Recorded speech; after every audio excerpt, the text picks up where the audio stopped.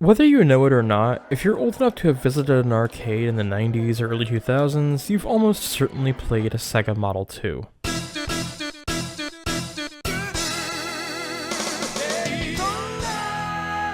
The Model 2 was the powerhouse behind many iconic arcade hits of the mid-90s, most of them developed and published by Sega themselves. And thanks to its proximity to the Saturn, a lot of those games made the jump to home consoles. But recently, while setting up an emulator to play Sega Touring Car Championship, an unfamiliar name in the list of Model 2 games caught my eye. Over Rev. That sounds like a racing game, so I googled it, and sure enough, it is. But that's literally all that Sega Retro's wiki page had to say. No synopsis, no development credits, nothing. So I decided to find out. I downloaded a ROM, I booted it up, and being completely honest, I'm shocked that I've never heard of this game before. Over Rev. Over Rev is best described as the frantic arcade action of Daytona and Scud Race, crossed with the JDM street racing theme and aesthetics of earlier games in the Shitoko Battle franchise. Wangan Dead Heat, Tokyo Highway Battle, that era. A fitting comparison given that Over Rev's vehicle selection is pretty much identical to Dead Heat's. The A80 Supra, R33 Skyline, and Z32 Fairlady are presented pretty much identically here. Over Rev also adds the Honda NSX and a couple of secret vehicles. A Toyota 2000 GT, and of course a Fuso truck. While I'm making comparisons, the game's overall vibe makes me think of Automodelista. The Model 2's simpler textures make Over Rev look extremely vibrant, and the announcer is cut from the same cheesy, poorly translated cloth.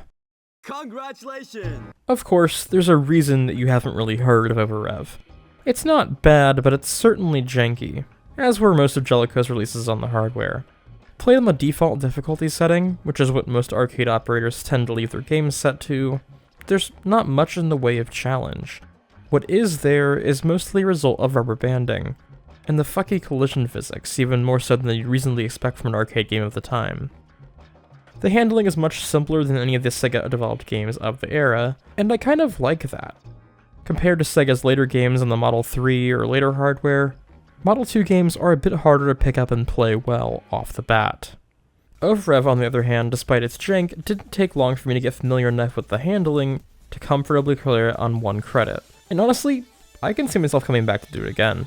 Over Rev is far from the most impressive, thrilling, or polished game on the Model 2, but it could not be accused of lacking charm. If it were in my local arcade, it would be on my rounds for every trip, and I suspect the same will be true each time I boot up the Model 2 emulator in the future. And believe me, this thing will be getting used.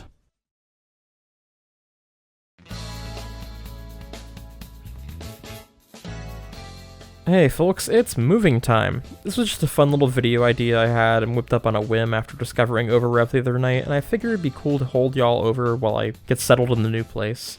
I'm not going to make any promises about what's next or when it's coming, given how much things have been changing around here, but just know I've had a lot of really fun ideas lately, and can't wait to share them with you when they're done.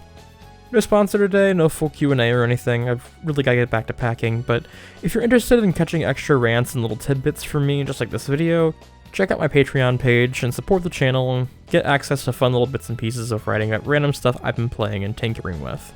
Your support means a lot and takes pressure off of me, which makes video production easier and quicker. So yeah, thanks to all the patrons who've already been supporting me, and also thank you to everybody who's just been watching, period. You'll hear from me again soon. Until then, take it easy.